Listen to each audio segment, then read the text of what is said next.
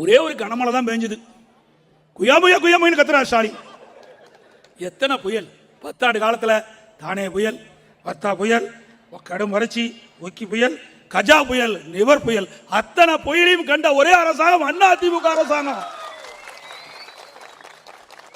அந்த வர்த்தா புயல்ல மட்டும் 2 லட்சம் மெட்ரிக் டன் குப்பைகளை நம்ம அகற்றணும். 2 லட்சம் மெட்ரிக் டன் குப்பை அகற்றணும். அப்படி ஒரு புயல் அடிச்சிருந்தா போதும், திமுக புயலோட புயலா போயிருக்கு, காணாமையா போயிருப்பாரு. சும்மா மழை பெய்யுது, சாதாரண மழை. அதுக்கு அப்பாவும் மகனும் போடுற வேஷம் கொஞ்சம் நஞ்சமா அப்படியே பில்டப் பண்றாருப்பா. 24 மணி நேரத்தில் தண்ணி வடிச்சிட்டாங்க.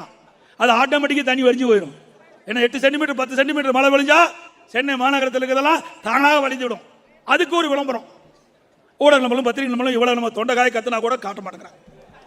உண்மை செய்தி சொன்னா கூட செய்தித்தாளில் போட மாட்டேங்கிறாங்க. ஆனா உண்மைக்கு புறமான செய்திகளை அவர் சொன்னா பிரசுரிக்கிறாங்க. அதோட விழுப்புரம் வந்தது. இன்றைக்கு இந்திய வானிலை ஆய்வு மையம் வந்து ரெட் அலர்ட் கொடுத்த உடனே ஒரு அரசாங்க முன்னெச்சரிக்கையாக சொல்லுவாங்க. ரெட் அலர்ட்ங்கிறது ஒரு அரசாங்கத்துக்கு முன்னெச்சரிக்கை. அந்த அரசாங்கம் என்ன செய்யணும்? இன்றைக்கு கள்ளக்குறிச்சி மாவட்டம், விழுப்புரம் மாவட்டம், கிருஷ்ணகிரி மாவட்டம், கடலூர் மாவட்டம் இதெல்லாம் ரெட் அலர்ட். மிக கனமழை பெய்யும், அதி கனமழை பெய்யும். நீங்க அரசாங்கம் எச்சரிக்கையா இருக்குன்னு ரெட் அலர்ட் கொடுக்குறாங்க. இந்த முதலமைச்சருக்கு தான் ஒண்ணுமே தெரியாது. செயலற்ற முதலமைச்சர், பொம்மை முதலமைச்சர். இவர் பாட்டு கடவுளை போட்டார். அடிச்சது மழை, கனமழை, எங்க பார்த்தாலும் வெள்ளம். சாத்தூர் அணை நிரம்பி 1,81,000 காணி திறந்து வச்சுட்டாங்க. 2:45 மணிக்கு இரவு அதிகாலை 2:45 அறிவிப்பு கொடுத்து 3 மணிக்கு திறந்து விட்டாங்க. இன்றைக்கு அந்த கள்ளக்குறிச்சி மாவட்டம், விழுப்புரம் மாவட்டம், கடலூர் மாவட்டம் 3 மாவட்டத்தில் அந்த தென்பெண்ணை ஆற்றின் கரையோரமா பகுதியில் இருக்கிற மக்கள்லாம் கிராமம், நகரம், கடலூர் நகரம், விழுப்புரம் நகரம் எல்லாம் தண்ணி சூழ்ந்து கடும் பாதிப்பு. இன்னைக்கு ரெட் அலர்ட் விட்ட உடனே தேவையான நடவடிக்கை இந்த அரசாங்கம் எடுத்திருக்கணும். திராவிட மாடல் சொல்றாரு, ஸ்டாலின் மாடல் அரசாங்கம் முன்னெச்சரிக்கை நடவடிக்கை. மக்கள் பாதிச்சா தங்கும் இடம் நிவாரண முகாம் வச்சிருக்கணும். மக்கள் தங்குவதற்கு முகாம் அமைக்கப்பட்டிருக்கணும். மக்களுக்கு தேவையான உணவு தயாரிப்பதற்கு உணவு கூட தயாரிக்கணும்.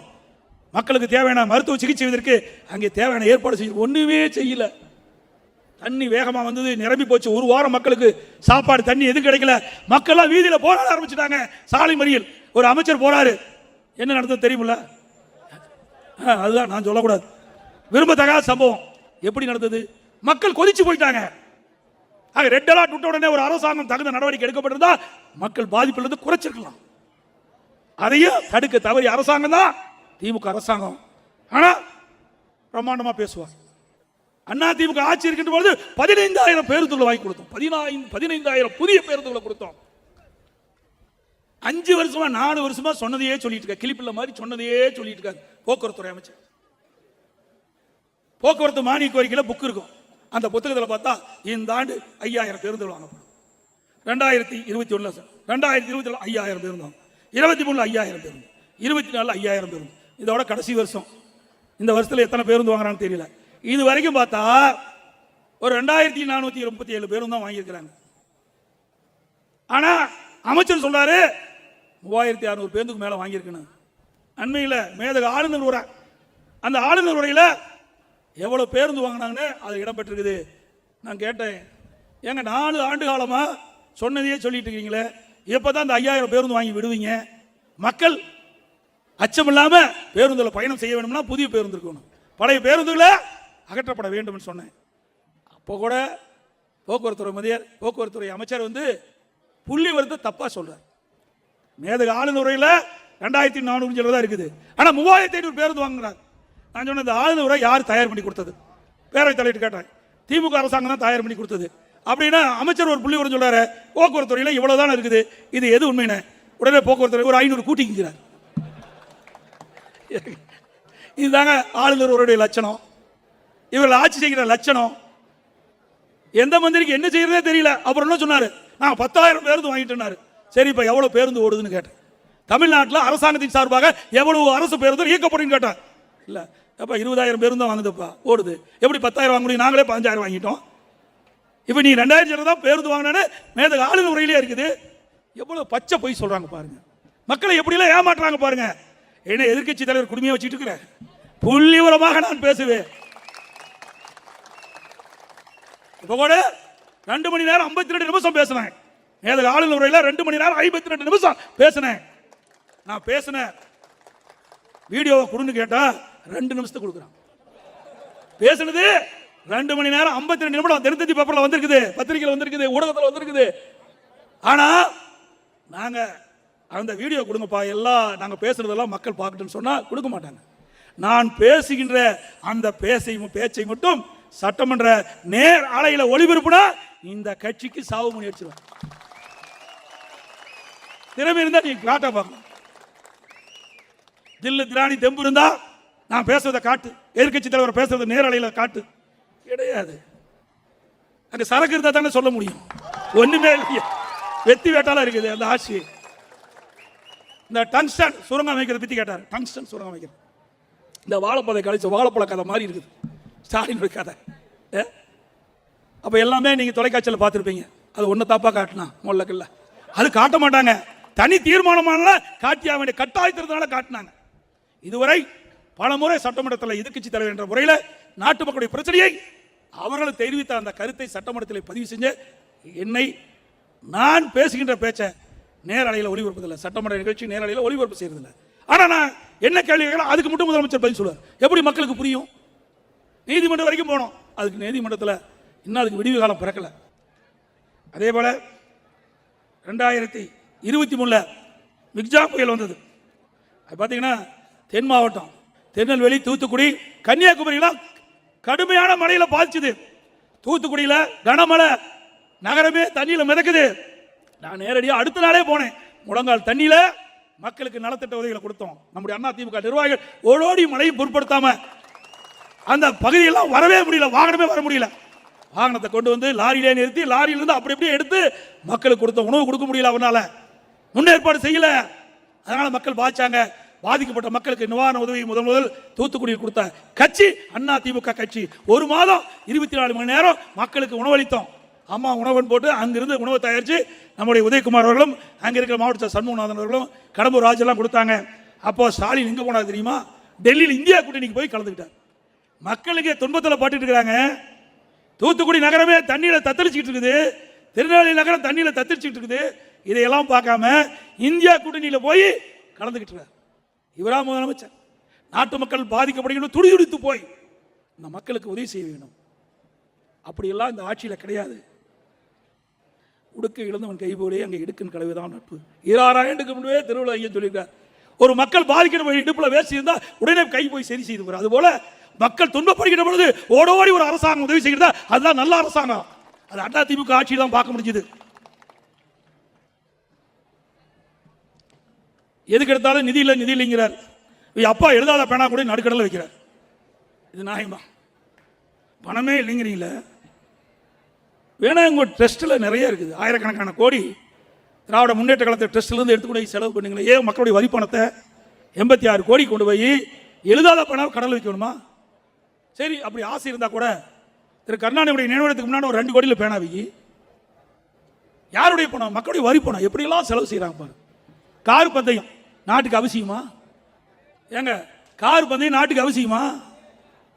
ஏற்கனவே இருந்தார் கோட்டையில், அங்கே அற்புதமாக கார் பந்தயம் நடத்துவதற்கு அம்மா சிறப்பாக ஏற்பாடு செஞ்சாங்க. அதில் போய் நடத்தலாம்ல. இன்னைக்கு சென்னையினுடைய மத்திய பகுதியில் கார் பந்தயம் நடத்துவதற்கு சுமார் 100கணக்கான கோடி மக்களுடைய வரிப்பணத்தை ஊதாரி செலவு செய்கிறாங்க இந்த அரசாங்கம். இதெல்லாம் யாரும் கேட்க மாட்டாங்கிற ஒரு தைரியம். இப்படி இஷ்டத்துக்கு அரசாங்கத்துடைய பணத்தை, அரசாங்க கஜனாவில் இருக்கிற பணத்தை எப்படியெல்லாம் செலவழிக்கிறாங்க பாருங்க. கார் பந்தயம் தேவையா? நம்ம அந்த அளவுக்கு நம்ம நாடு வளர்ந்துருக்கு. தமிழ்நாடு எவ்வளவு பிரச்சனை நம்ம சந்திச்சுட்டு இருக்கிறோம். எழுதுகிற பேனாவை கூடயா நம்முடைய மாணவர்கள் வந்து உங்களை போட்டுருவாங்க. எழுதாம பேனாவை ஏன் கூட பல கோடி ரூபாய் செலவு பண்ணி கொடுக்குறீங்க? முதலமைச்சர் திரு ஸ்டாலின் அவர்கள் அவை மாண்பை சீர்குலைச்சிட்டோமா? அவை மாண்பை அதிமுக சட்டமன்றம் சீர்குலைச்சிட்டோமா? அறவழியில் யார் அந்த சார் என்ற வாசகத்தை நாங்கள் அணிஞ்சிட்டு போனா எப்படி அவை மாண்பை நாங்கள் சீர்குலைக்க முடியும்? சொல்லுங்க பார்க்கலாம். அறவழியில தான் நாங்கள் கேட்குறோம். அவள் யார் அந்த குற்றவாளியை கண்டுபிடிக்க தானே கேட்குறோம்.